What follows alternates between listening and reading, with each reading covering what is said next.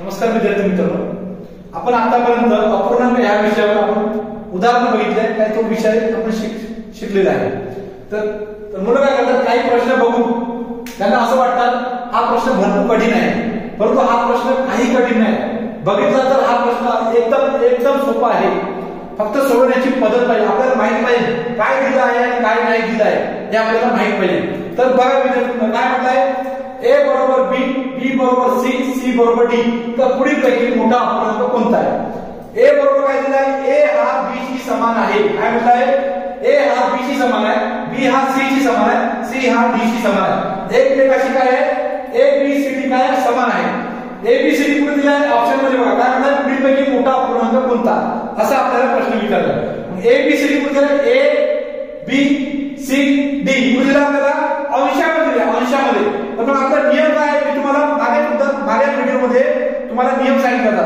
जर अंश काय म्हणतात, अंश समान आहे, A B C D समान आहे, काय अंश काय समान आहे, अंश समान असेल तर आपला नियम काय आहे, अंश समान असेल तर जो ज्याच्या अपूर्णांकाचा छेद 10 तो अपूर्णांक मोठा असतो।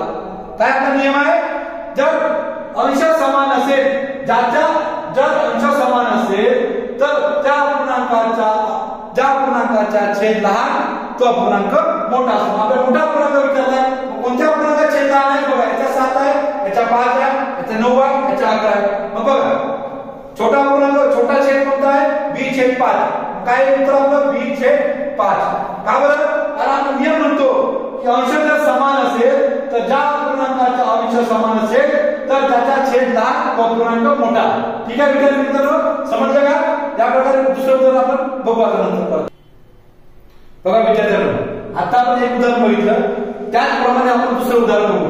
बघा w बरोबर x, x बरोबर y, y बरोबर z, तर पुढील पैकी सर्वात लहान अपूर्णांक कोणता आहे? काय म्हणताय, सर्वात लहान अपूर्णांक काढायचा आहे।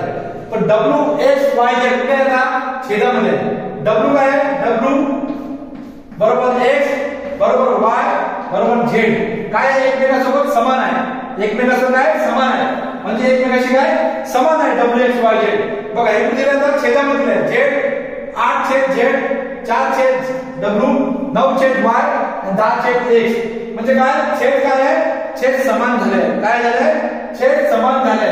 मग आपला नियम काय म्हणतो, जर अपूर्णांकाचा छेद समान असेल, जर अपूर्णांकाचा छेद समान असेल तर ज्या अपूर्णांकाचा अंश मोठा तो अपूर्णांक मोठा, ज्या अपूर्णांकाचा अंश लहान तो अपूर्णांक लहान। बघा मग आता त्याच्यामध्ये काय म्हणतात, लहान अपूर्णांक म्हटलाय, कोणत्या अंशाचा लहान अपूर्णांक आहे रे, कोणत्या अंश लहान आहे बघा बरं, कोणत्या अपूर्णांकाचा अंश लहान आहे बघा, 8/z 4/w 9/y 10/x, अंश बघा, अंश काय 8 4 9 10, कोणत्याचा लहान अंश आहे, 2, ऑप्शन नंबर 2 काय 4/w, हा अपूर्णांक लहान झाला। ठीक आहे विद्यार्थ्यांना, समजलं का? ठीक आहे, अशा प्रकारे उदाहरण आपण पुढे बघू। ठीक आहे, ओके, धन्यवाद।